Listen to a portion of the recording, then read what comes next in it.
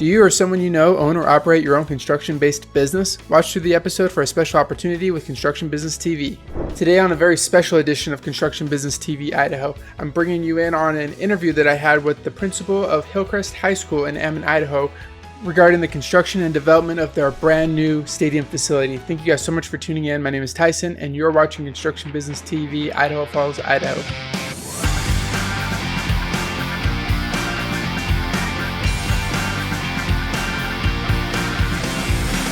Welcome back everyone to CBTV Idaho. My name is Tyson. I'm your video journalist for Construction Business TV in the East Idaho area. If this is your first time on the channel, CBTV is your go-to resource for all of the construction and development project news that is happening in your local area. Due to the length of this video, I'm choosing to skip the construction job post lead and just dive right into this really cool behind the scenes interview for the construction of the Hillcrest High School stadium facility. Here we go. Yeah, thank you again for taking the time to have this conversation. I know that this is something that's been a big community interest, especially in the Ammon area, especially in the Bonneville district with the students that go to school at Hillcrest. How long has this idea been in discussion? Well, I can't speak for everyone in the community. Obviously, when the school was built in 1992, there wasn't any athletic facilities at all at Hillcrest High School. So the baseball field, the softball field, the soccer field the area where we're building the new stadium, none of that existed as it does right now. Mm-hmm. And so really it's a huge commitment from the Ammon community and the Hillcrest community to get these things going. And I think that there's always been a little bit of discussion about it, especially after Thunder Ridge was built. They were able to bond for enough to build that stadium on their campus. So we were kind of the odd man out. And I think it really generated a lot of buzz and excitement for the opportunity. And that kind of leads us to where we're at today, where they're out there putting forms down for under the visitor bleachers. So we're getting a lot closer in the process. So you've got things that are going on outside right as we speak. Yeah, they're for really the last, I would say, month, we're really able to start to see things happening. It took probably 3 weeks to get all the conduit and electricity run underneath the ground with Wheeler Electric. And then once they filled that in and started doing things above ground, things are really happening quickly. Okay. So it was probably a little bit of a slow process, but it's starting to really so through June, it was like, is this thing ever going to get rolling? And then once July hit and they started doing the curbing around where the turf will go, and they've got the forms and they erected the frame for the scoreboard, like now it's really starting to look like a stadium. Yeah, we broke ground in March, April, around there this spring.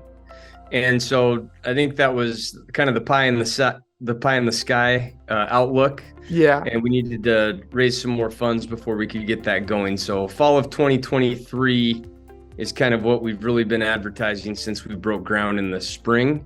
Okay. And we're still, barring any major hiccups moving forward, we could potentially still play a soccer game and maybe a football game or two here this fall. So we're still gonna have to play a majority of our football games at Thunder Stadium behind Bonneville High School. And then we're gonna actually play Blackfoot at Thunder Ridge High School. And then all of our soccer teams are playing over at the Butte Complex on the west side of town. We might have already kind of touched on this a little bit. What did it take to really get the ball rolling on this project from just conversation to action? Well, for starters, Westmark Credit Union came forward with $1.5 million. Mm-hmm. And so they were really the ones that got the ball rolling. So we were looking for that huge fund, like a founding sponsor. The school board actually approved that we're going to call the field Westmark Stadium. And so once they got started, then some other companies, Sam's Club jumped on like that same week with $25,000. We were able to work with Teton Toyota over the course of this last winter to sponsor the scoreboard. Brolem sponsored the press box. So really once that big donation came in and the community sponsors and partnerships started to form, then we were able to really get moving on it. Mm-hmm. from what I came across here as well, NBW Architecture, is that who you are working with right now? They're donating all of their services for the project. That's what really stuck out to me. I thought that was very cool. So the services are being donated by NBW Architecture and Harper Levitt Engineering, correct? Yeah, Harper Levitt came in with they're charging us, but definitely a fraction of what a project like this would cost in kind of a different situation. So their in-kind donations have been crucial to the success of this project. Okay. So the funding that is coming from the Westmark Credit Union is going to be for basically the infrastructure of the facility itself. Yep. And then we've just had, people have, so phase one, that's the other kind of unique part of this project, is we're going to do it in 2 phases.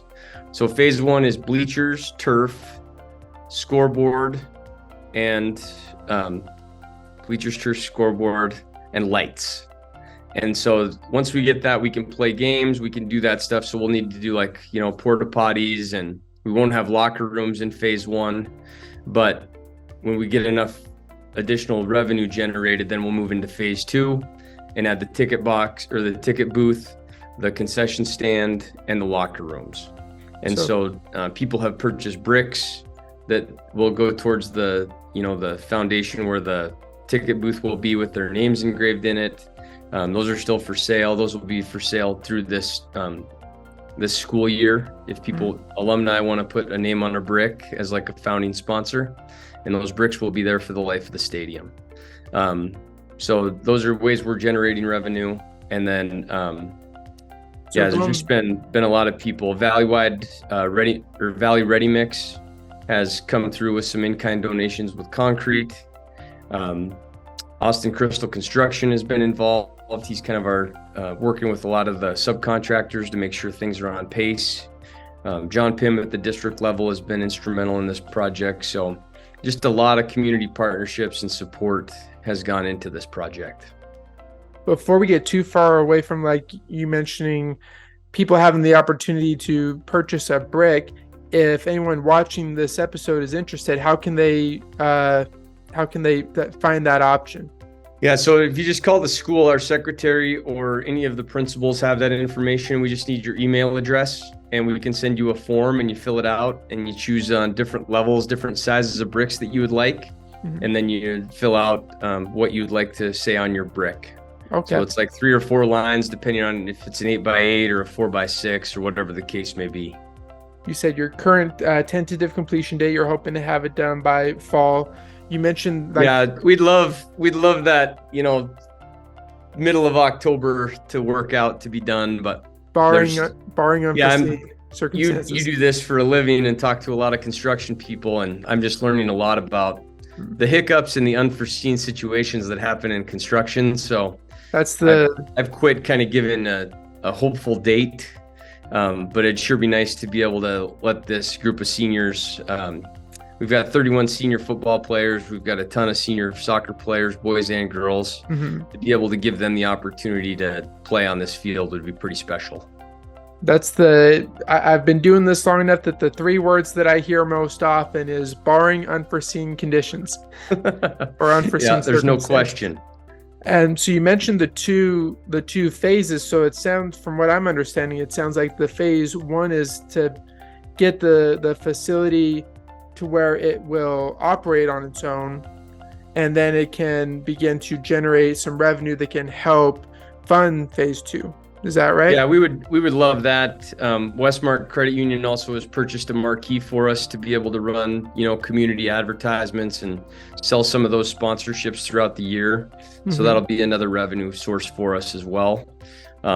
We do have 82 founders signs that will go on around the perimeter of the field for businesses, and those are $5,000 a piece. And so we've started selling those as well. And then once that fencing is up and we get a little closer to completion, we'll hang those up around the facility as well. Okay. I remember one thing that really stuck out to me that you were saying is how much you would love to have this available for your seniors to essentially be the first ones to benefit from it. Yeah. I remember my graduating class was the first class to do anything on the stage of that auditorium of yours. Yep. Yeah, So- that's the other thing that the community doesn't always understand. And like with the growth of our community, how far Hillcrest has come since its construction in 1992, with facilities and the addition of the Performing Arts Center is really a state-of-the-art auditorium that our Ammon community gets to enjoy. So over time, I think that we're just doing everything we can to make Hillcrest a place where people want to be and be the hub of the Ammon community. In your words, like how would having a home stadium benefit the students, the school, and the community? I just think it's a school pride thing. For 30 years, we've traveled to every home game. And so I think when you can walk out of your school and you can go right to a soccer game and you've got seats and it's a nice facility that we're proud of, it just builds on that school pride that we're looking to create. Okay. The other thing, just, we want to open this up and host spring competitions for, club soccer. We're painting lacrosse lines on the field for our community lacrosse teams to use. So we want this really to be not just a Hillcrest thing, but a community of Ammon facility that is really something that everyone can be proud of and be able to use and just continue to grow our programs in our school community. So this is going to be a multi-sport facility, not just... Oh yeah, it's multi-purpose for sure. Yep. We want to host marching band competitions. We want to, whatever we can do to promote the use of this and have the whole community benefit is what we're about. The school pride thing is what stuck out most to me, because another kind of in the back of my head question that was probably the first question that I had when considering having this conversation was like, you've got your stadium that you use with Bonneville. It's not far down the road. Like, is there really, like, what is the real benefit to having one that's just closer? So the pride definitely resonates. I understand that. And just the quality of it. I mean, like, just even something as silly as our booster club being able to have a storage shed there that is just our stuff. Okay. Like our concession stand, not worrying about, is another school or another team using our hot dogs. Like, it's not that that's ever happened, but it's just when you're always sharing stuff, you just never really, it's a little more inconvenient. And for us to just have our own setup is going to be really fun, I think. As you're progressing and putting this structure together by way of support, funding, services, is there anything that you would like the community to know, like, hey, we still need this? Yeah, so doing it in 2 phases, we're always looking for funding. So if you want to get involved with the Founders Sign, we have 82 of those available. Again, those are $5,000 a piece, and you get those on the fence for 5 years. And then just any other donations, like if it's $1,000 or $100,000, like we could use the funding and to be able to complete phase 1 and get to phase 2. So we're always available. Just today, Bank of Commerce donated $51,000 to support the seats that have the backs on them for our VIP members that got those seats taken care of. So Bank of Commerce is involved. Pick Me Ups just bought a sign last week. Cool. So we're really open to having a conversation with anyone that wants to be involved, and we'll do everything we can to recognize your organization for those donations between 25 and 25,000 or whatever it is. So we can always have the conversations and get your marketing and promotions team in here to see how we can work together to have a good partnership. And the best way, you said, for if people are interested in being involved, the best way for them to contact you is just to call the school? Yep, just call the school, 208-525-4429. Got it. And then they'll be put in touch with someone that they can have that conversation. Either the AD or any of the principals or the secretary, we can get your information and follow up. Okay. One thing that popped up in something that I was reading, I read the 3D rendering of the stadium where the new stadium will be built was donated by Sundance Drafting and Design. Oh yeah, that was like really initial. 2 years ago they completed that, so some of the design has changed since then, but that was great of them to come through to create that video so that people could get excited about it. NB Architecture, Harper Levitt Engineering. Is there anything that you can say as far as what the experience has been like working with these groups? So I couldn't be happier with both groups. Tucker Hatterley at NBW is who we've been working with mostly as our lead designer. And then the guys at Harper Levitt have been kind of the ones that are tracking the progress of everything and getting out there and surveying and making sure that they're keeping everybody in the loop on kind of where the different groups are in the process. So, I mean, obviously as a high school principal and a guy that didn't grow up in construction, like I don't have a lot to compare it to, but everything that I've seen from both of those organizations has been top notch. Were there multiple when you were first kind of, I assume that you were bidding this project out? Yeah, we went out to bid. Yep. So we went through that. I got to learn about the bid process and be part of those interviews and those types of things too. Were there multiple contractors who came forth interested to be a part of this? Yeah, there were. So engineers, we had multiple engineering groups that put in bids and landed on Harper Levitt. And then HK was the only one that put in for the dirt work just because of the magnitude of the project and how busy everybody else is. So of course. Are they local groups, I assume? Yes. Yep.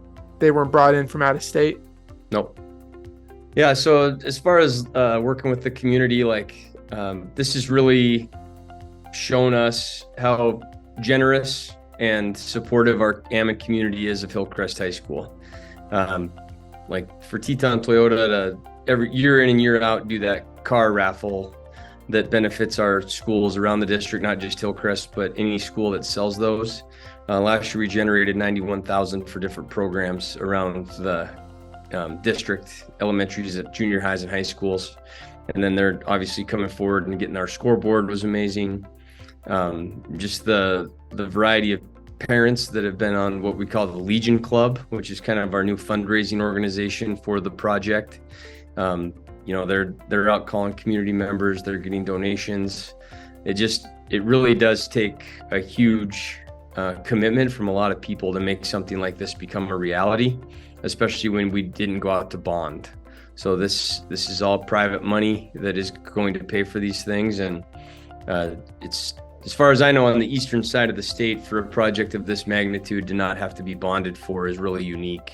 Right. And so we're, I guess the pride that I feel is just like kind of the figurehead and the principal at Hillcrest High School is just to be able to work with our whole community in making this a reality just makes me super proud and excited for the future. And that's going to do it for this week's edition of Construction Business TV in the East Idaho area. I hope you enjoyed the interview. If you haven't yet, please hit the like button and subscribe to Construction Business TV on YouTube, on Facebook. We're also on Instagram. Thank you guys so much for your time. Drive safe.